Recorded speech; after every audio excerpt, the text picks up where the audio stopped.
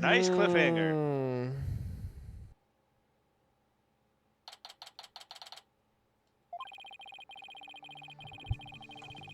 So the one thing we found out yesterday is that Soren was there at the scene of crime scene. Well, I hope that I can get some testimony from him. That'll get to the heart of the matter. Mr. Wright. Good morning, Ellen. Look, I'm afraid you might not like the result of today's trial. Nevertheless. Don't tell me you're still thinking of going that route. Soren is innocent. He can't be found guilty. Take me instead. Ellen, please, try to get a hold of yourself.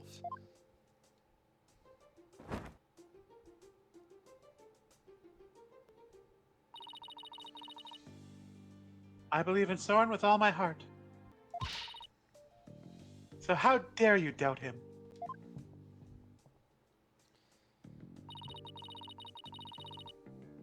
Regardless of which one of them is found guilty today, it's going to be devastating for Ellen, isn't it? We have to do everything we can. That's the best we can do, you know? Trial's about to begin, Mr. Wright. Giggity! Alright, let's go, Maya. Yeah.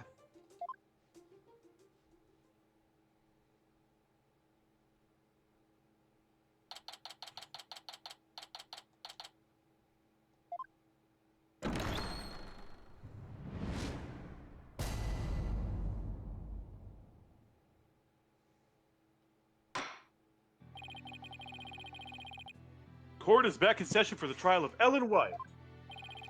The defense is ready, Your Honor. The prosecution is ready, Your Honor.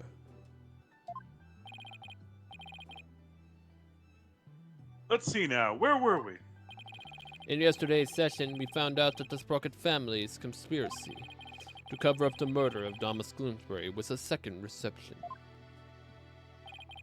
Taking advantage of our collective shock, the defense, as usual, made a nonsensical claim. Namely, that there was a third person present who struck the victim. Objection! Hey, don't try to make it sound like I made it all up. The defendant herself made a statement about the existence of a third person, and further investigation has only proven her statement to be true. Then I presume the defense intends to focus on proving the identity of this third person. Is that all right with you, Mr. Edgeworth? Indeed, Your Honor. In fact, I predict that the defense will most likely attempt to name Mr. Soren Sprocket as the true culprit. How did you... Phoenix, come on. Really? Given the evidence, like... Also, we never got back with Emma on, like, specific, like, concrete on whose blood it was. But obviously, Yeah. Edgeworth has been given the results, and Edgeworth knows Soren was there. The driver during the incident that killed Mr. Sprocket's sister was the victim. Therefore, Mr. Sprocket had a motive to murder Mr. Gloomsbury. That's what you plan to assert, is it not, Mr. Wright? Am I that transparent? Come on, come now, Mr. Wright. Did you really think the police wouldn't uncover this information? Congrats on getting... Congrats on getting it in one, Mr. Edgeworth. But... You're wrong, Soren didn't do it. He's innocent. Miss Wyatt, please. He is innocent, I tell you. What is this, Mr. Wright? I thought you claim about the existence of a third person came from the defendant. It did. This is just a minor hiccup. We're gonna get testimony from her.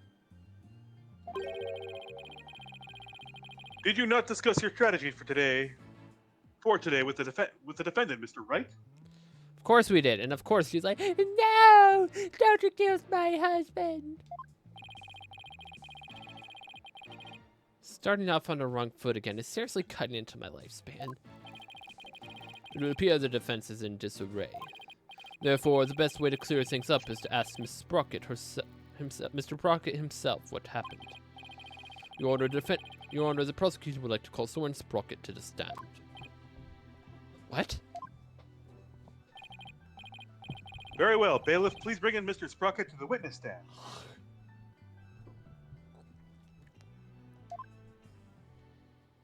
Here we go.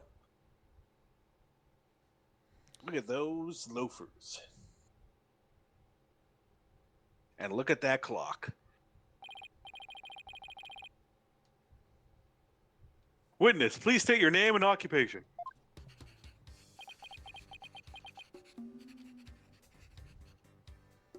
So I don't know what clock you're talking about, but whatever. There's like a couple of processing. Oh. There's something written on this paper airplane. Let's see. Soren Sprocket, Managing Director of Sprocket Aviation. Mr. Sprocket, please give your answers in words and not paper airplanes.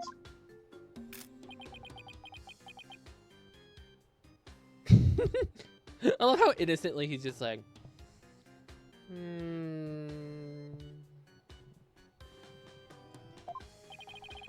Now then, Mr. Sprocket, please tell the doubting lawyer there what had happened at the time of the crime.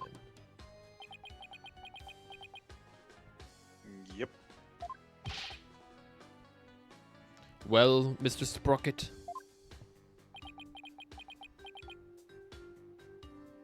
It's like, I'm just having fun with my airplane over here. Don't mind me.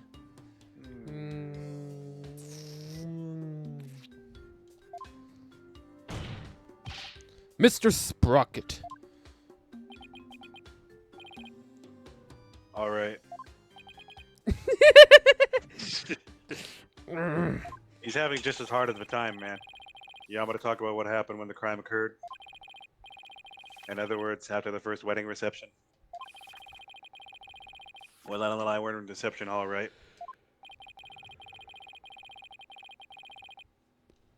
Not even the power of the court can stop him from marching to the beat of his own drums.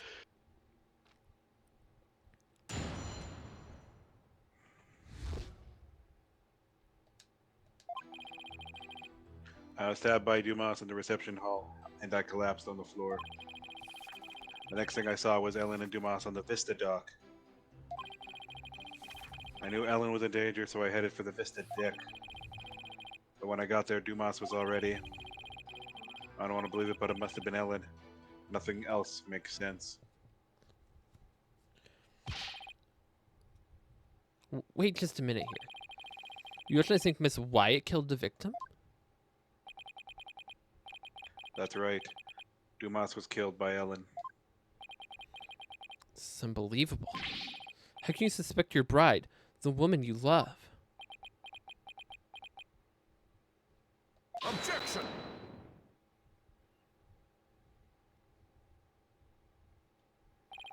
The Druids can be cruel. Miss Wyatt, you must be very upset. Is there anything you want to say?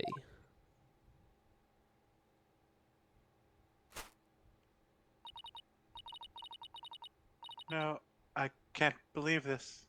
Soren. I thought at least you would believe in me. The best way now to show your love for your groom is to admit your guilt and to try to atone. Soren. Hold it! Mr. Edwards, I haven't cross-examined the witness yet. And quit picking on this clearly distraught. Yeah, that's so not cool, Mr. Edgeworth. A court is where we seek the truth. And the truth is unyielding, even to the truly pitiful. Mr. Edgeworth. I find it distasteful to make a lady cry. She'll be crying, all right. And two, Your Honor. So what are you going to do, Nick? Well, cross-examine. The third person Ellen saw in the Vista deck was Soren. We have to prove that Soren was there at the time of the murder. I don't see any obvious inconsistencies in his testimony, but we have to push forward. I kind of see one. But based on what Phoenix said there, I don't think my contradiction will work. Because right away I saw... I was stabbed by Dumas in the reception hall and it collapsed on the floor. Then what about the bloodstain? How did that get there? Hold it! Tell me everything you can about when you got stabbed. After the reception, Ellen and I were enjoying a moment alone in the reception hall. Then Dumas appeared and stabbed me. He grabbed Ellen and the timekeeper and left the reception hall. Did Mr. Gloomsbury say anything at that time? I don't remember. After I was stabbed, I was immobilized by the pain. I see.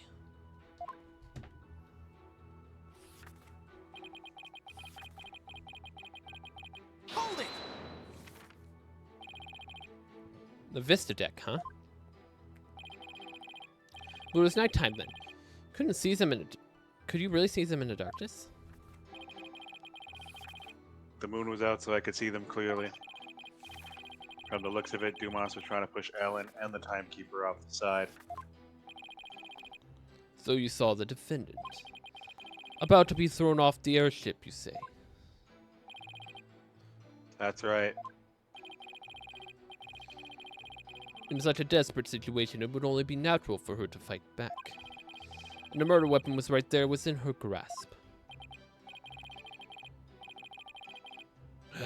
This isn't going well at all. I've got to do something fast. Hold it! I understand that your bride was in danger, but... Were you really able to move with a stab wound into your gut? I was desperately trying to push the pain out of my mind. I see.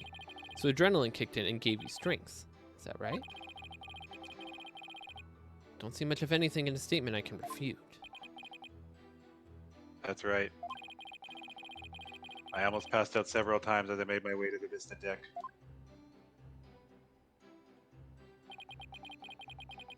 Hold it! Are you absolutely sure, Mr. Sprocket? I think I see where this is going now. We go to the lantern now. There's a bloody handle. So by the time you got to the Vista deck, the murder had already been committed. Yes. But the Vista deck is just on the other side of the glass windows in the reception hall. Shouldn't you have been able to get there right away? Objection!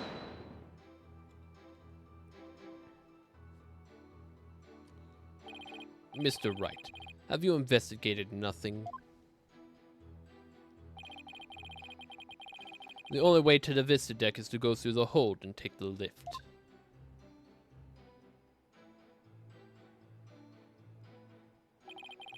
No matter how much one hurries, it would take at least 10 minutes.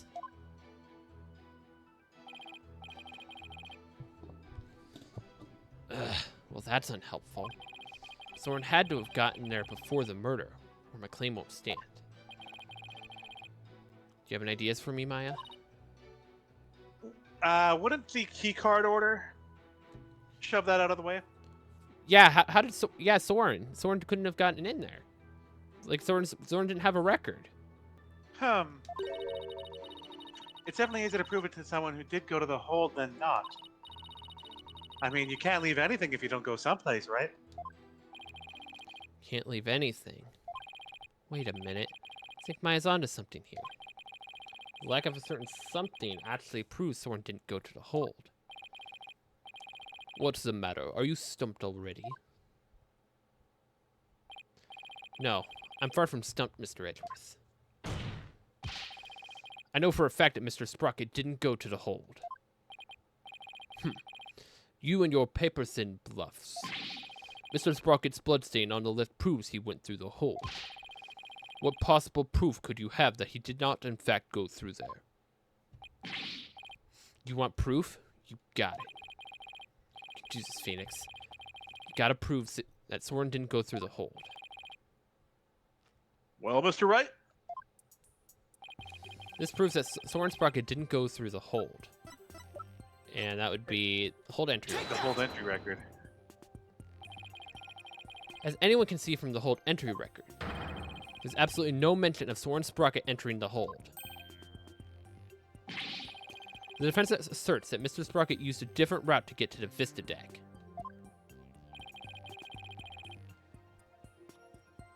You can assert all you want, Mr. Wright. But can you actually prove another route exists?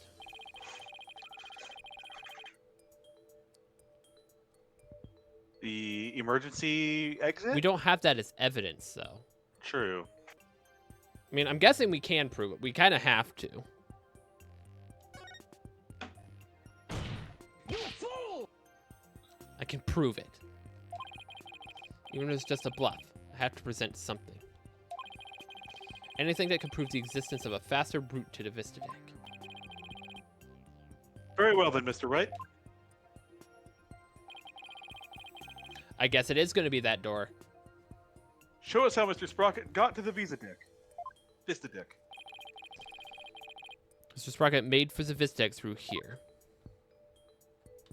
Take that! To save his bride from danger, Mr. Sprocket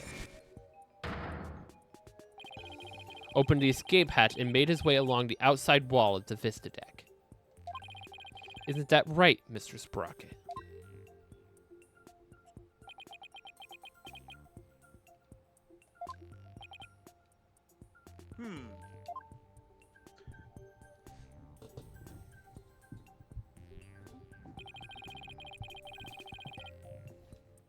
That would certainly be a much faster route to the Vista deck. Objection!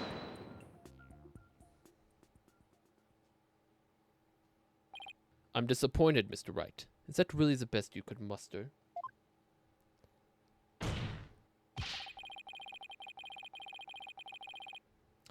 That escape hatch is not meant to be used to get from the reception hall to the Vista deck. So what? It doesn't have to be meant for it to happen. Yeah, sorry, so we did. One slip and that would be all it takes for Mr. Sprocket to plunge to his death. I have to agree, the defense claim is really stretching it. Hold it! I understand how it sounds, Your Honor. But at this point, it's too early to definitively say. He didn't go that way. So that's what you're going with then, I take it? Of course, Your Honor. This is real life, Mr. Wright, not some cinematic drivel or comic book. Do you have some sort of logical explanation to share that would convince us of your claim? I do. Are you sure, Nick? Kind of. Actually, I have nothing. So just have to wing it somehow. On what do you base your theory that Sprocket made his way along the outside? The theory that he was able to go alongside outside wall despite the danger is based on the power of love. So you agree, power of love, Earl? Power of love. It's the only one. To save the bride he loves, the groom risks his life and rushed to her side. Mr. Sprocket was able to make it to the Vista deck despite the danger. Because of the power of love. The power of love?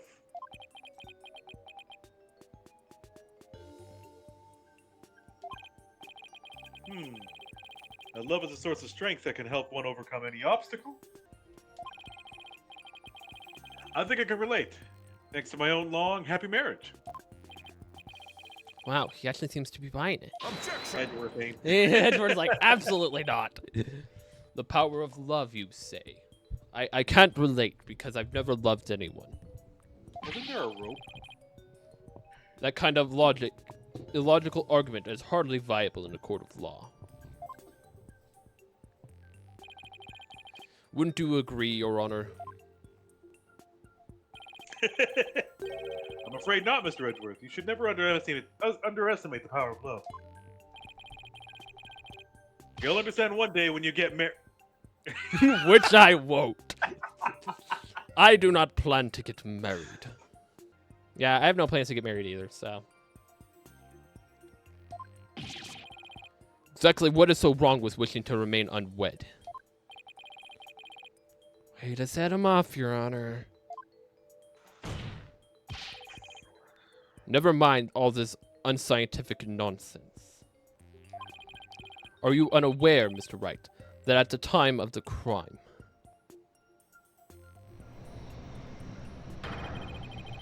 the huge propeller turning at full speed between the hatch and the vista deck, even if a person were to go outside through the hatch,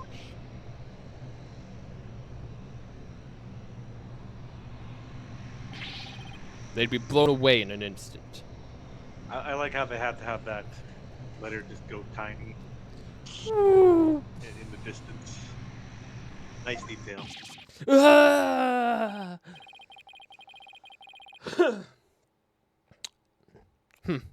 How does your power of love get you now, Mr. Wright?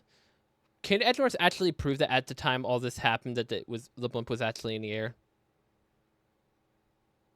Is Edwards even able to prove that?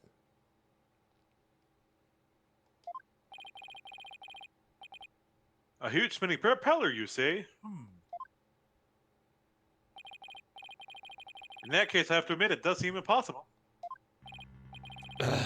Should have known. Nick, you can't make that kind of face in front of your client.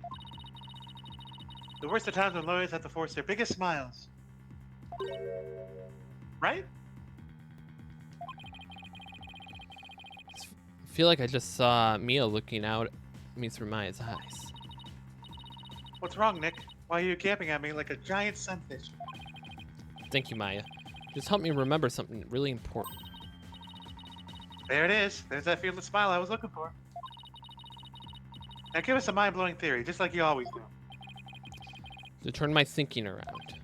Instead of wondering how someone could have moved past the huge propeller, I have to think about what would have made it possible for him to do so. Your Honor, Mr. Wright only makes that ridiculous face when his back is pressed against the wall. Therefore, please do hurry and give us your ruling before... Nope, too late. Mr. Edgeworth, still far too early to discount my theory. What are you talking about? The airship's large spinning propellers have already shredded it to pieces. But if we think a little more outside the box, I'm sure we can find a way he could have made it. Stop trying to stall, Mr. Wright, and show us how it could have been even remotely possible, if at all. I must agree with Edgeworth. Very well, Your Honor. There must have been a way. Some way that Soren could have moved along the wall in spite of the propeller. Now then, Mr. Wright. What specifically would have made it possible? This is how it would have been possible for Mr. Sprocket to get to the Vista deck. The airship wasn't flying. It wasn't. What allowed Mr. Sprocket to go along the outside wall in spite of the propellers? Its location is the flying chapel at the time of the crime. The location of the flying chapel, but wasn't it flying high in the sky? No, Your Honor. I'm afraid it wasn't. What? Then where was it? Because the reception had ended. The first reception had ended at the time all of this is happening, so it would have dropped back down to the ground at that point, so the guests could leave. Yeah.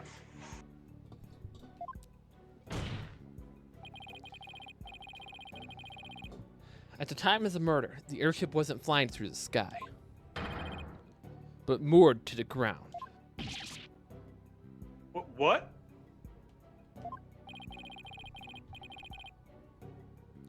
And if the airship wasn't flying, then that means the propellers weren't turning.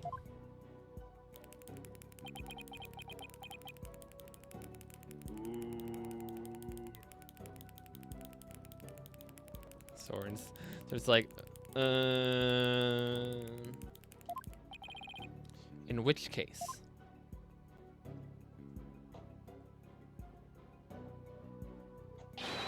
Mr. Sprocket could have gotten to the Vista deck along the outside wall. Isn't that right, Mr. Sprocket?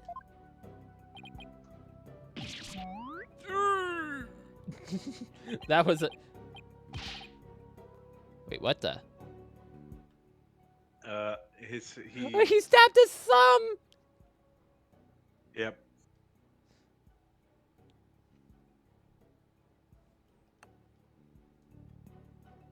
I don't remember. Come to think of it, the Larry, when he saw the pterodactyl, proves he might have not been flying the entire time. Mm-hmm. Wow, he stabbed himself with his pencil.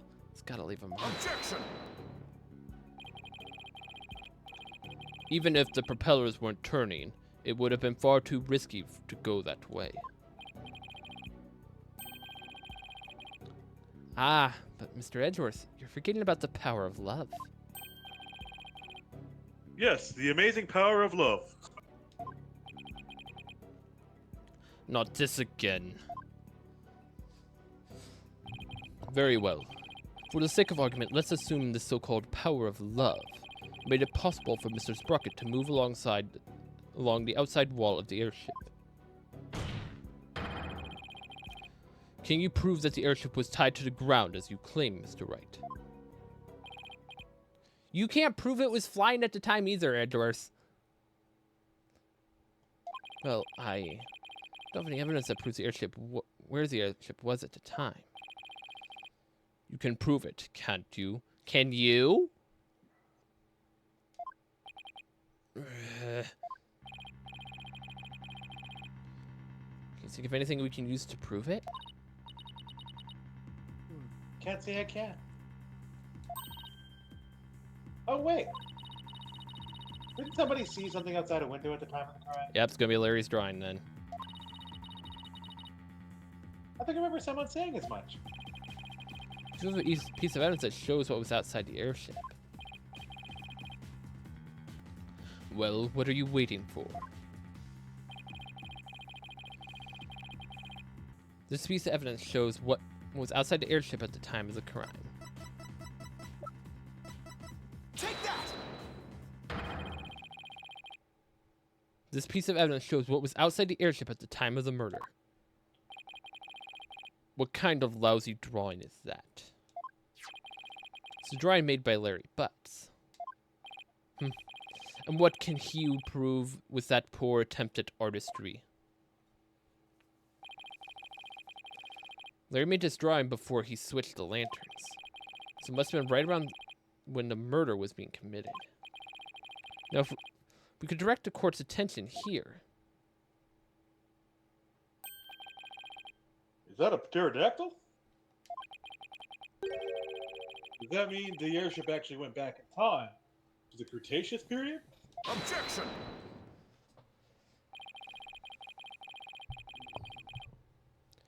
We've already proven that time travel is nothing more than a gimmick, did we not? We did, and I have no intention of bringing up that argument again. But this drawing shows us an important piece of information. It shows us that the airship was actually moored on the ground. And what makes you so sure? That's easy. All you have to do is consider who made this drawing.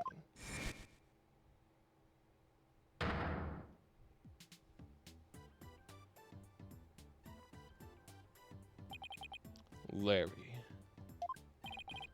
That's right. It was Mr. Butts, and we both know what he's like. He must have seen something else and mistaken it for a pterodactyl. I can't argue with you there.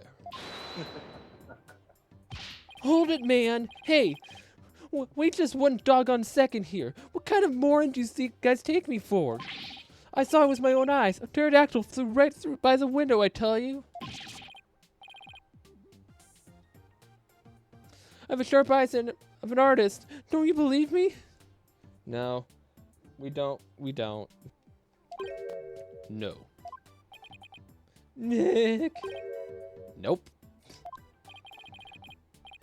Some of you guys are. What about you, Your Honor? You believe me, right, Your Honor? I'm sorry, but I'm afraid you need to leave this courtroom. Bailiff, if you would. Come on, buddy, let's go. Why didn't anybody believe me? Don't take it personally, Larry.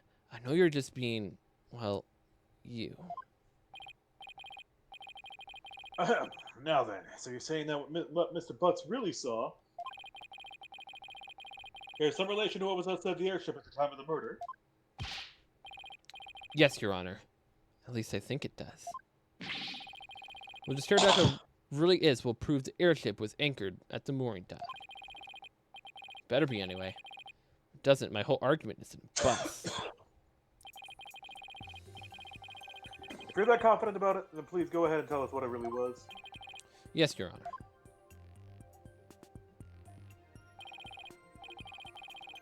Team Phoenix, what could that pterodactyl have actually been? Take that! Yep. Please take a good look at this sign. At the sign? Huh. It appears to have been broken and then repaired. But what does the sign have to do with the pterodactyl? Please focus on this part of the sign.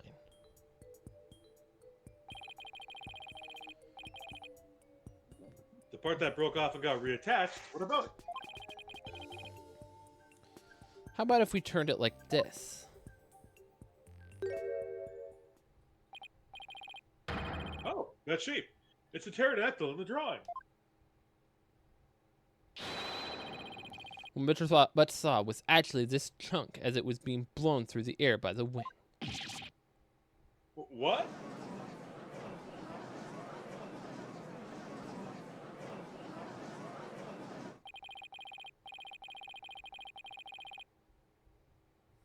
On the day of the murder, there were some heavy winds in the area of the mooring dock.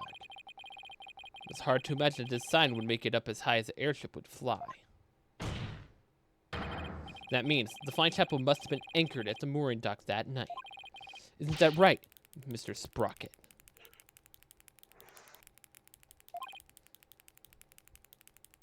Yeah. Objection!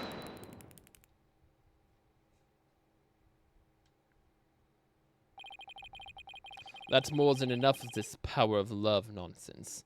You pop culture junkie. Present all the proof you want, but your argument is based too much on conjecture. Why don't we return to reality now? What do you mean, too much conjecture? Even if the airship wasn't flying, that alone doesn't prove the witness went along the wall.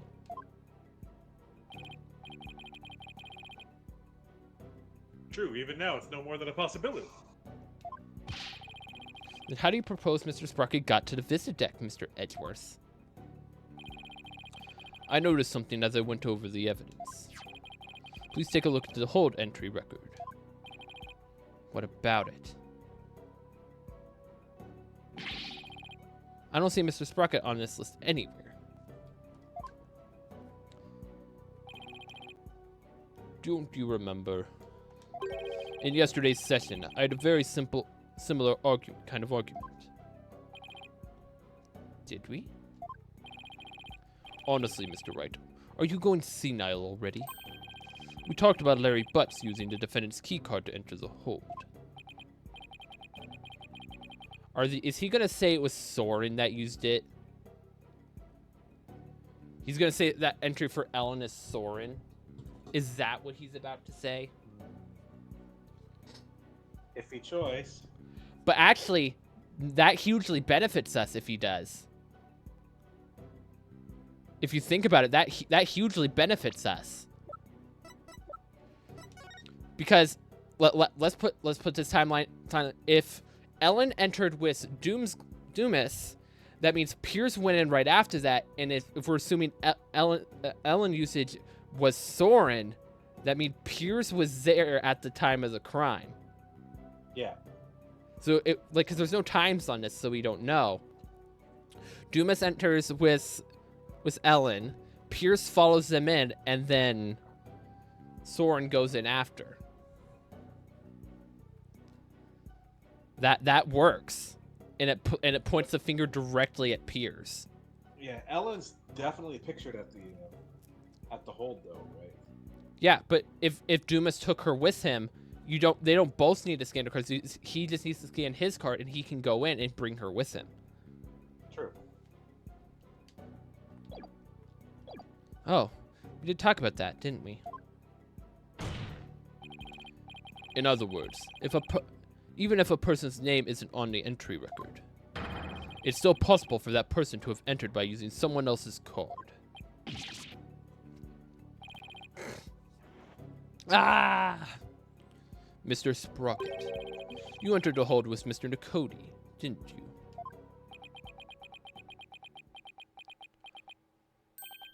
Oh, so he entered with Mr. Nakoti, but Larry is still the one that used Ellen's then. I did. What? When did you tell us that in the first place? Pierce is indispensable. I didn't want to mention him unnecessarily and risk having him wrongly accused. I couldn't do without him. Mr. Sprocket, I ask that you testify in greater detail about your movements that night.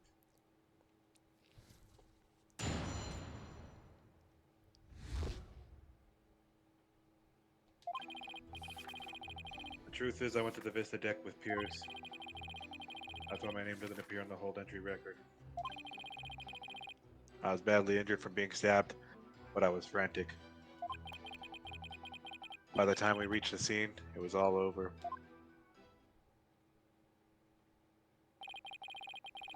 This doesn't help me one bit. Mr. Sprocket, you've concealed information from us time and time again.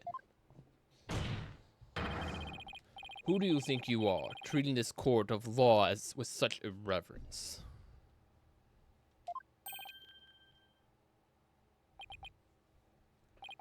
That being said, I do appreciate the testimony you gave just now.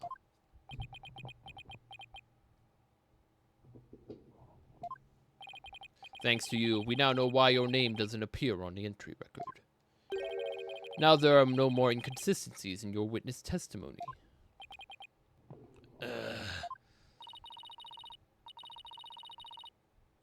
That's Mr. Edgeworth for you. He never leaves a loose end dangling. You okay, Nick? What exactly call the situation okay? Somehow I'll have to coax the information we need for an opening out of him. If I even can, that is. Well, we have to. This case has to progress somehow.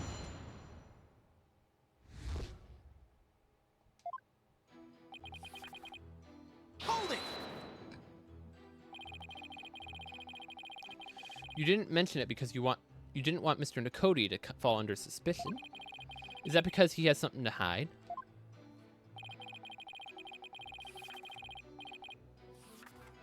I just didn't want the police to take up his time with all their questions. That is all. Neither the company nor the household would function smoothly without him. Yeah. I see. Wow, it sounds like Pierce is absolutely indispensable to the Sprockets. Anyway, getting back to your statement. When did you meet up with Mr. Nakoti? We met up on my way to the Vista deck. I think Pierce and some of my relatives were on another floor. But Pierce heard the commotion and came running to my aid. Could hear the pandemonium all the way from another floor? Yes. Yes, please, Your Honor. Very well. Very well. Hold it! Did Mr. Nakoti come alone? I believe some of his subordinates were with him, but I don't remember exactly how many. He may say there were others, but seeing how they pulled that second reception, can't completely trust anything he has to say either. I see. So you, Mr. Ducote, and a few others headed to the Vista deck. Is that right? That's right.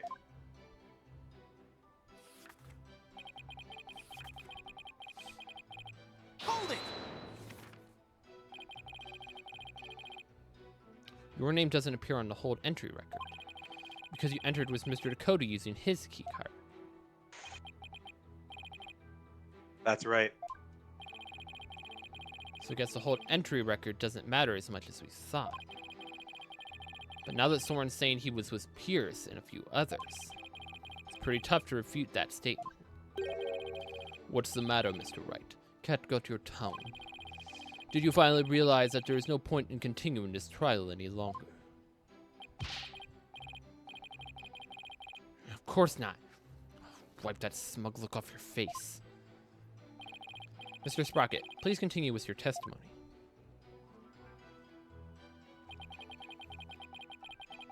Hold it!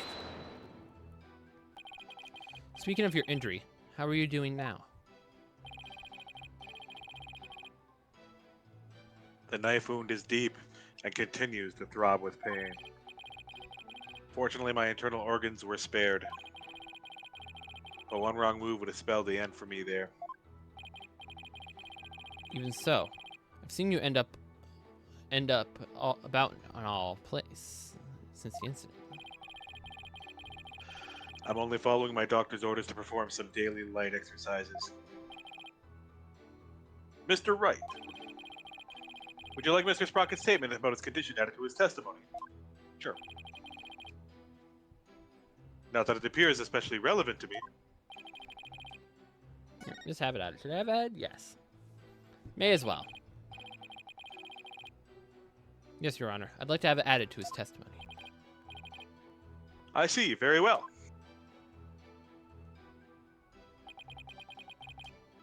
The knife wound.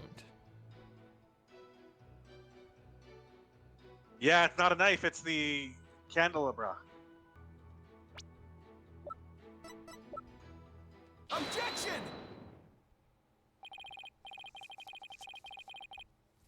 Mr. Sprocket, you just said your injury is a knife wound, didn't you?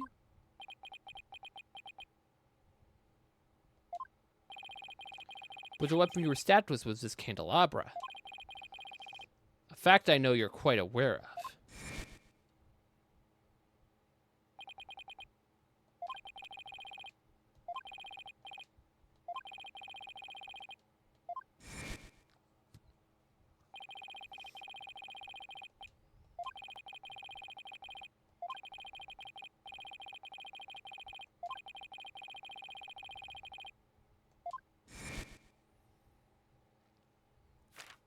Uh-oh. Objection! It must have been a simple memory slip that made him misspeak. It happens to everyone. It has nothing to do with the case.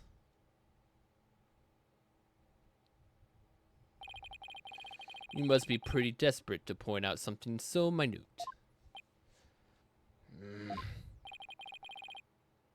I have to agree, Mr. Wright. You hardly need to make such a big deal over such a small mistake. It matters. Like, you see his reaction, like he's having a little freak out there. So if it was stabbed with an actual knife, then who got hit with the candle? Labra.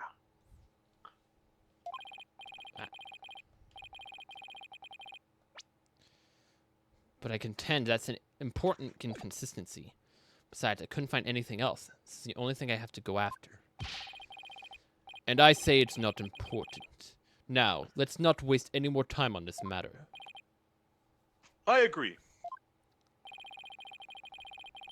Everybody has a little memory lapse every now and then. Hold it! But, Your Honor, please let me explain. But can you really explain this court what makes this slip so important? Yes, I can, Your Honor. After all, it was Soren himself who told Pierce that he had been stabbed by the candelabra. This is more than a simple memory slip. There has to be some kind of reason for it. Well, Mr. Wright, please explain why the witness's slip of the tongue is so important. The point to focus on here is why the witness would would mistake the weapon used to stab him. Carefully, Phoenix. This could very well change the course of this trial. I see. So why did the witness make that mistake, Mr. Wright? Mr. Sprocket identified the wrong weapon used against him because... He's covering. Well, is it though? I think he's covering. Why is he writing everything down then? Like, why has he been so compulsive about writing every minute detail about his life down? And also, like, once we mentioned, like, hey, it was his candelabra, he started panic flipping through his journal, as if he's looking for the notes, trying to figure it out. He doesn't remember the incident, let alone the weapon used against him. Not only that, but I believe Mr. Sprocket has some sort of memory disorder. Therefore, the defense contends that Mr. Sprocket's testimony thus far is invalid. Objection! Just because you can't find a flaw in his testimony, you want to throw it all out? Your baseless claim is nothing but pure slander of the witness's character. And it all happened because of the incident, because his notes changed after that incident. Yep. Huh, Mr. Edgeworth is correct, Mr. Wright. Can you explain your grounds for making this claim? Of course, Your Honor. Think of what Soren has said, how he's behaved. That's where I'll find a clue. Very well, let's hear your argument then. My grounds for claiming that Mr. Sprocket has a memory disorder is this notebook. Notebook.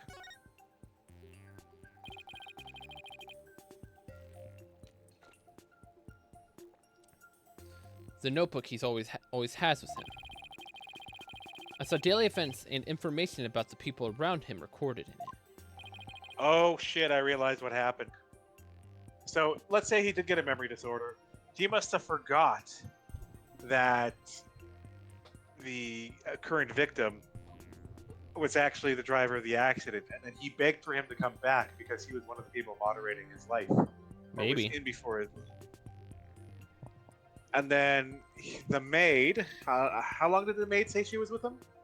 Didn't specify. She works as maid for the Sprocket family, but she was definitely working before the incident, probably, right? Yeah. 'Cause she knows about She her. knows about So Selena. maybe... What would the marriage do to someone with memory loss? Wouldn't they just inherit the company at all? Or she can manipulate him to change what the company would do. Okay. Like a diary, perhaps? No, Your Honor. It's much too detailed to be an ordinary diary. It's more on the order of a database, actually. A database, you say?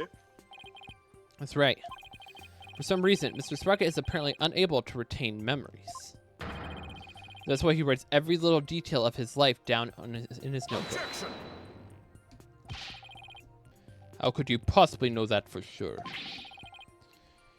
He might just be an extremely compulsive person. I thought so too myself, at first. To be honest, we accidentally got a stain on that notebook yesterday. You mean you got to stand on it? Hey, you're the one who tried to grab it out of my... Objection! Never mind whose fault it was. Just get to the point already. Right, sorry. Mr. Sprocket.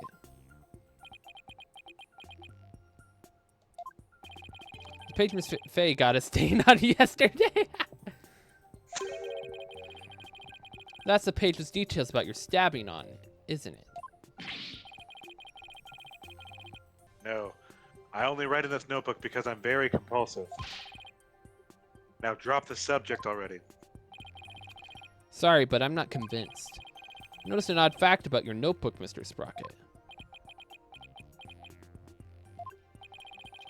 On earlier pages, you used to write down invention ideas. But after a certain date, you started writing down a lot more and in much more detail.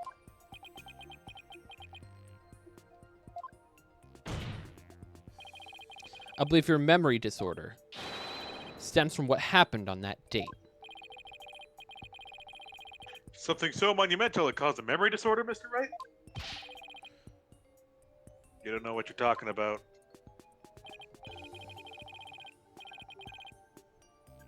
Sorry, but I do know what I'm talking about, and this is the proof. This is the thing that caused Mr. Sprocket's memory disorder. Take that! You were involved in a car accident too, weren't you, Mr. Sprocket? And the shock of losing your beloved older sister is what caused you to develop your memory disorder. Is this true, Mr. Sprocket?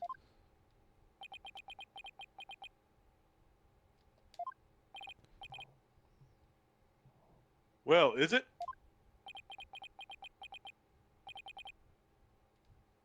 Yeah. Mr. Sprocket!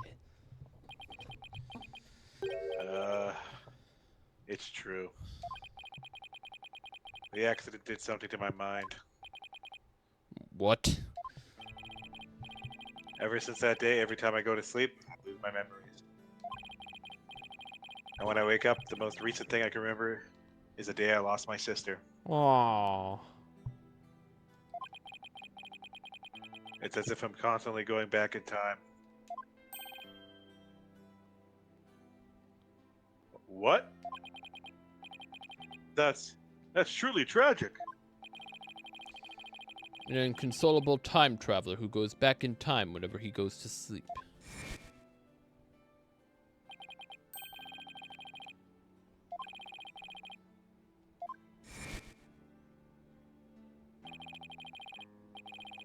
So that's what Soren meant.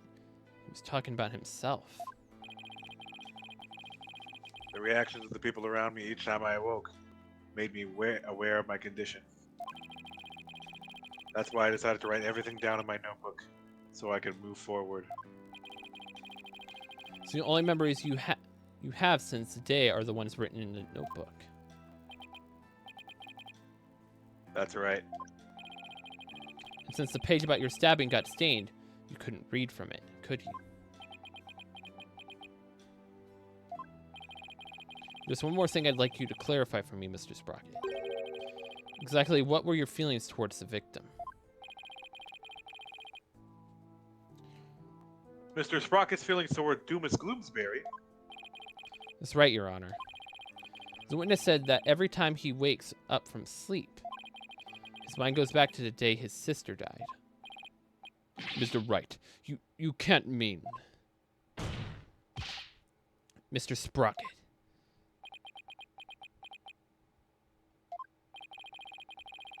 Your pent-up feelings of anger and resentment toward Mr. Gloomsbury for the accident were renewed each and every time you woke, were they not?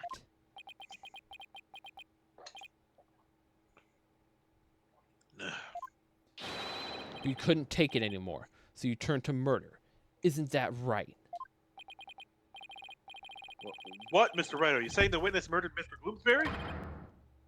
For revenge? Well, Mr. Sprocket?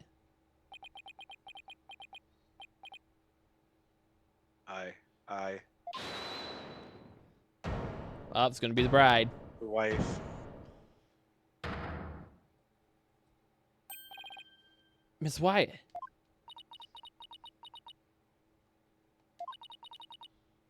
Your Honor.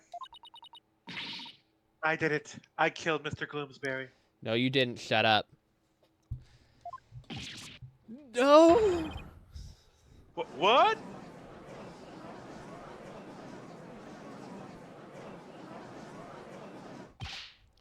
Miss Wyatt, what are you trying to do? Phoenix, you know what he's trying to do.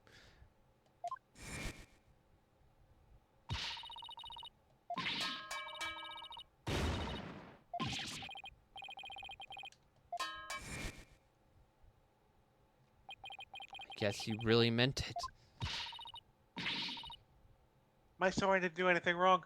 I'm the one who should be convicted. Are we to understand that you're confessing your guilt? No. Wait just a minute. Ellen, why would you cover for me? After I testified, I thought you must have killed him. I admit I couldn't believe my ears at first. But all I want is for you to be happy. Your happiness is my happiness, alright? But without my notebook, I'd even forget those feelings of yours by tomorrow. Knowing that, do you still feel this way?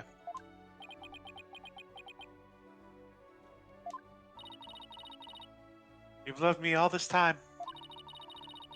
The same way you did before the accident. That's how I know that you're the same person I've always loved. No disorder could change that. Ellen.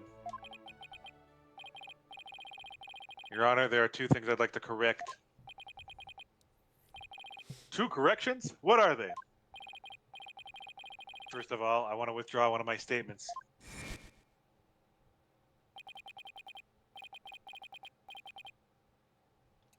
Oh.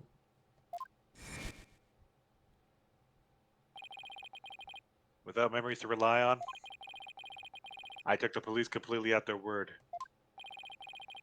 You can't be serious. So that means... So I never really doubted Ellen in the first place, did he, Nick? Ellen really does love Soren with all her heart. But in order to save her, I'll still have to go after Soren. I hope you can forgive me, Ellen. And what is the other correction, Mr. Sprocket? The truth is, I never felt anger or resentment towards Dumas about my sister. Ooh. That's big. So this is how we get to Piers, right? We can move on to Piers now, because obviously he's the bad guy in all this. Yep. What? Why not? That's because the one who caused the car accident He's gonna take blame for the car accident, is he? was me. Yep. And we got to confess the truth theme in the background, too. Great. What? Hey, Posy. Too late. I don't know why just zooming out on Phoenix and doing the shocked hack trick on the right side looks really funny. I know. Order in the court. Please continue, Mr. Sprocket. I'm the one who killed my sister. To protect my career and my future, my father made Dumas take the blame. Was Soren the one driving?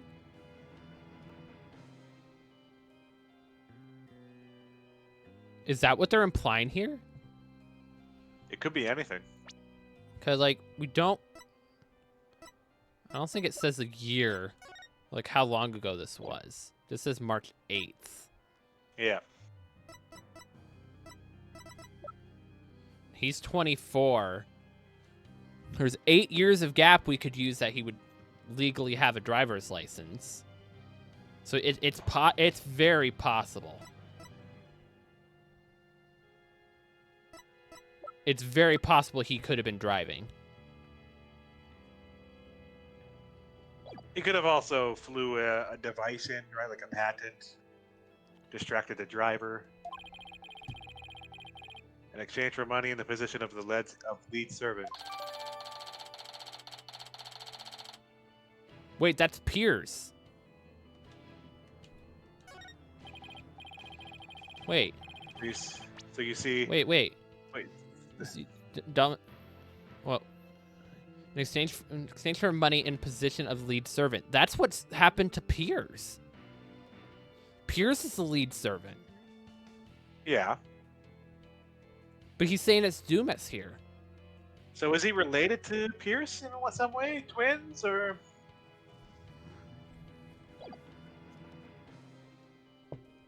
So you see, Dumas must have held a grudge against me, and not the other way around.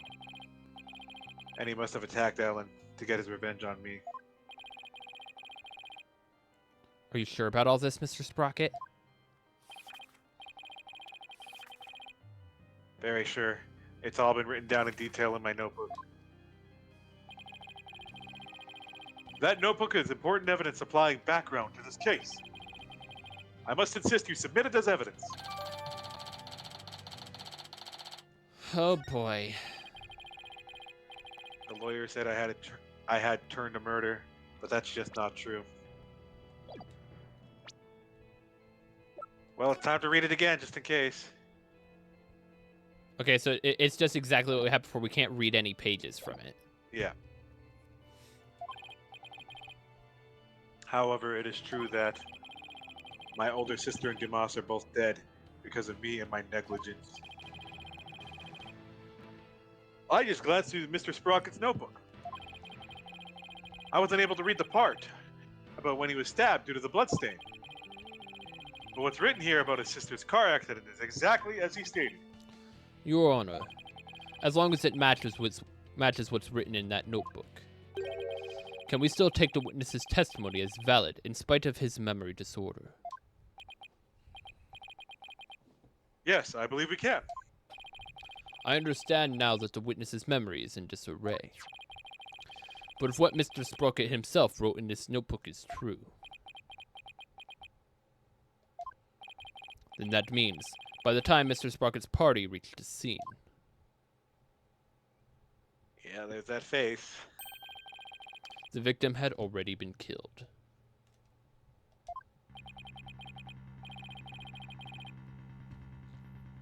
Hitler's right. Still the same bind as before. Should I really simply accept the contents of the notebook as a substitute for Soren's memory? I don't think we can. Because the problem then arises if someone else were to write in his notebook, he would think that's the reality. The notebook changed hands too, right after the murder. It's a substitute for Soren's memory? Well, Mr. Wright, what do you think? I don't think we can. Sprocket's notebook is an official representation of his memory. I don't think we can accept this. No. Can't. Wait a minute, Your Honor. The defense requests a chance to examine the notebook to see if it's trustworthy. Oh, very well. But be quick about it. Thank you, Your Honor. So how should we examine it? Well, we should look at it from different angles to see if there's anything suspicious.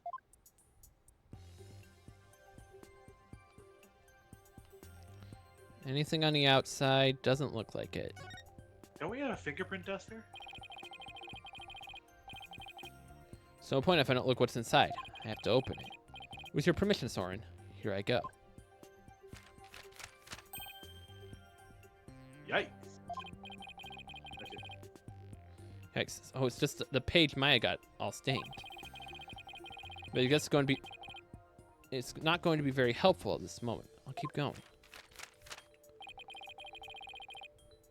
This is the last page where there's writing. Something about this page doesn't sit right with me.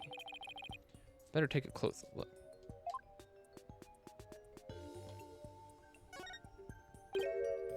Huh? Page has been torn out. And it looks like there was something written on it. Nah, I don't think he's guilty, killer. So that blood got on because of Phoenix and Maya, so it's not relevant, directly relevant to the case. And it was his blood from it's Soren's own blood from an injury he got during the crime. So we know exactly why the blood is there. It looks like a page has been torn out here. Mr. Sprocket, do you know what was written on it? Oh, that. I often tear out a page when I write to somebody, and I probably wrote something down for somebody, tore it out, and gave it to them. Yeah, we know he does that.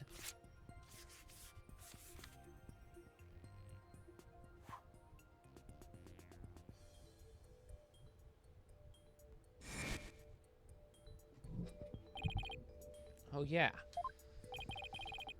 That solves that, then. Objection! Wait a minute. You can't ignore the possibility that something important was written on that page. But no, the page has been torn out. How can we determine what was written there? Using a base lead pencil. Well, let's see. To find out what was written in the notebook, we should hold it. Fingerprint powder. Well, I know that there's a way you could like you do an impression thing. Yeah. The But, trick I know is when you take the long part of a pencil, you just do a light Yeah. shimmy up above. Fingerprint powder could be really good because it would show an indent, right? Yeah, the fingerprint powder could help find the indent. And there, Emma did give us some, so it means we haven't used it yet. And quite frankly, if someone else's fingerprint's on it, If we use fingerprint powder on the notebook, we might be able to see what was written. fingerprint powder, how would that help us find out what was written there? Well, if the writing left indentations on the blank page behind it, fingerprint powder can make those small indentations visible to the naked eye. Oh, stop. Fingerprint powder would only sully the notebook further. Mr. Wright, if you use the powder and still don't find anything, then you must accept the notebook as a representation of the witness's memories. All right, Your Honor, I understand. If you don't find anything, it's all over anyway. Powder, don't fail me now. Now, I will now use the fingerprint powder on the blank page to find out if we can see what was written on the torn out page.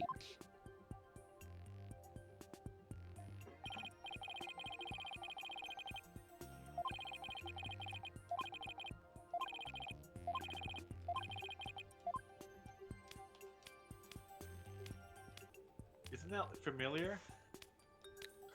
Oh, it's good. It's going to be the note that has the rubbing on it.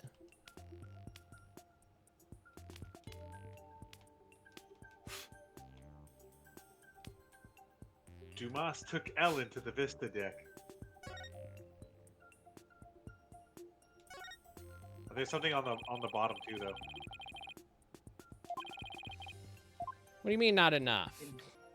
I struck something. And I killed?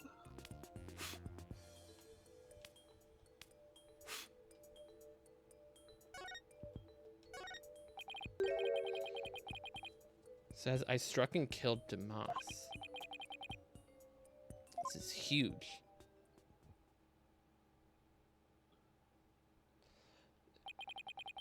I struck and killed Dumas. Now, see, Killer, here's the thing. We need to match the handwriting to him first. 'Cause Yep. anybody could have written in here. Also, I think this has still not become relevant. It could be the way they write Vista deck too. That's what was written on the torn out page. It can't be. I don't believe it. There has to be some kind of mistake. Soren could never. Because also think about what has been said about Soren's handwriting is that it's very small and neat. That was some big writing on that. And she passed out. GG's. Miss Wyatt. Bailiff, please get the defendant to the infirmary at once.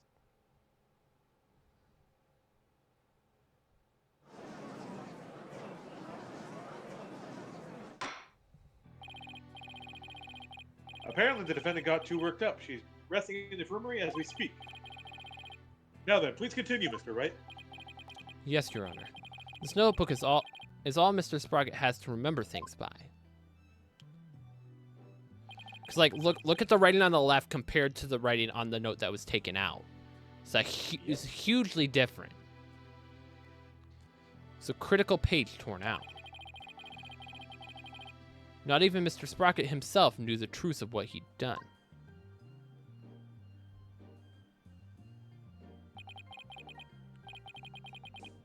I'm the one who killed Dumas? So it wasn't Ellen? Oh, thank goodness. Mr. Sprocket, does this mean you were at the crime scene during the murder after all? I guess I must have been.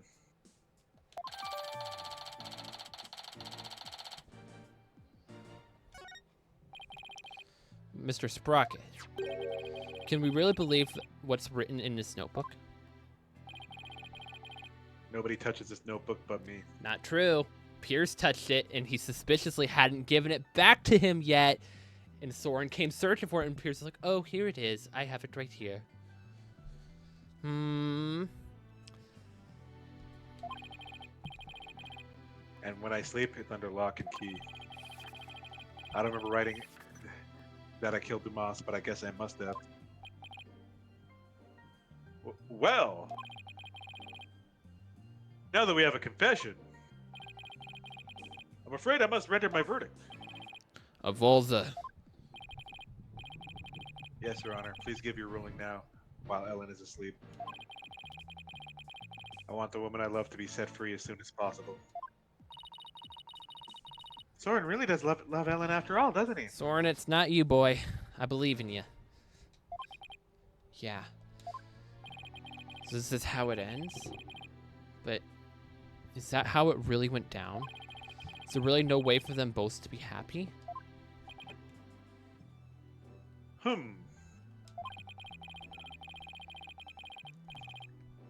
I know we should consider anything written in the notebook to be the truth, but still. I myself wrote of the crime in my notebook. No further proof is necessary.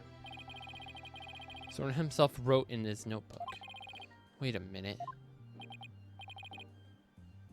Very well. I will now give my verdict. Ellen's about to be found not guilty, and Soren will be convicted for the crime instead. And yet, we're really ready for the judge to give his ruling? Nope. Nope. And just to see, I don't know if they're having any alternate endings in this. Just go with it. Yes, we are ready. Because it does work now. Ellen will be found not guilty. As a defense lawyer, that is my job, to prove her innocence. Still, will this verdict make Ellen happy? No. Not when there's still one more avenue left to explore. All right, see, it doesn't even matter in the end. Yeah, okay, Killer, you start playing all these attorneys, and you're not allowed to save at all. You can never save. How about that? I do that. Hold it! Your Honor, there's still something that bothers me about that notebook. Oh, is there? What are you doing, Mr. Wright? All you have to do is keep quiet, and your client's a free woman. I know, but I think there might be more to the case than meets the eye. Not quite sure yet, but I think there might be a way. A way for Ellen and Soren to be happy. And that's the pin to climb on someone else. What do you mean by more than meets the eye, Mr. Wright? I believe the question here, Your Honor, should be, why was the incriminating page torn out in the first place? Why, to destroy the evidence, I would imagine. But removing it from the notebook is the same as removing it from Mr. Sprocket's memory. Which means he wouldn't have been able to trick the police if he came under suspicion. No, if he wanted to cover up his crime, he would have to remember that he had done it.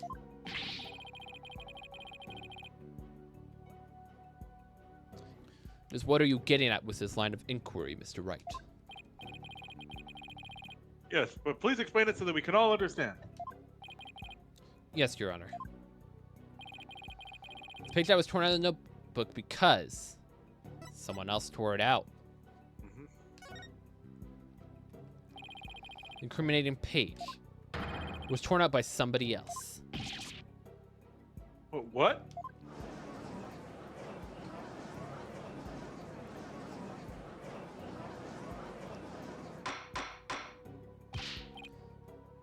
Order, order.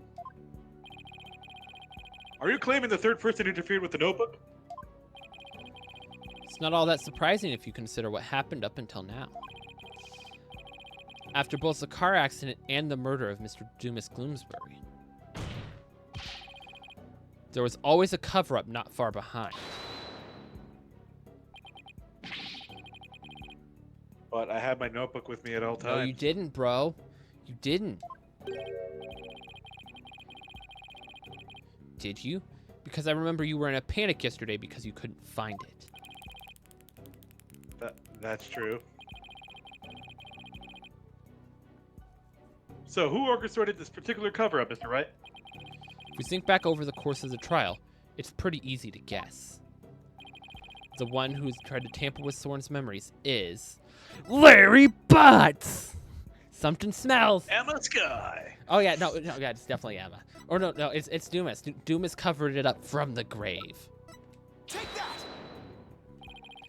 The one who tampered with the notebook in order to manipulate Mr. Sprocket's memory. It's Pierce Nicody.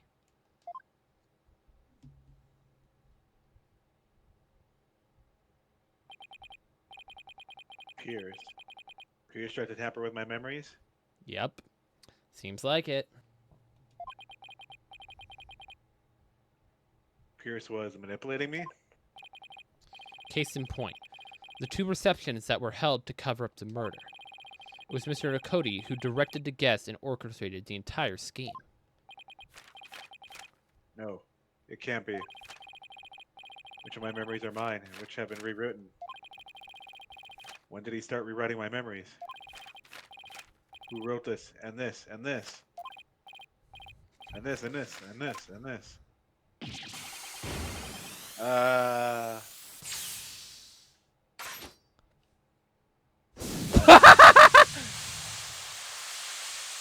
He's soaring, flying. Ah, he literally took off. What? You know, he had a better blast off than the actual astronaut. Yeah, he had a better blast off than the astronaut. Look, Nick, he's coming back down. He had a better landing too. Well, they had to get a ladder for Starbuck. Starbuck was stuck to the ceiling. My memories, Alan. Aww. Mr. Sprocket. Bailiff, please get Mrs. Sprocket to the infirmary on the double. And make sure there's no emergency babies possible.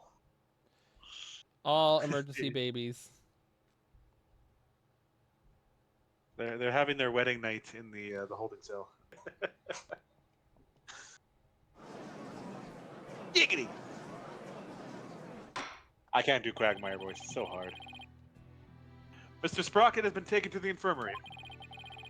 We don't have to worry about him running away, so let's resume where we left off. Your Honor. The defense would like to call Pierce Nicody to the stand. Objection!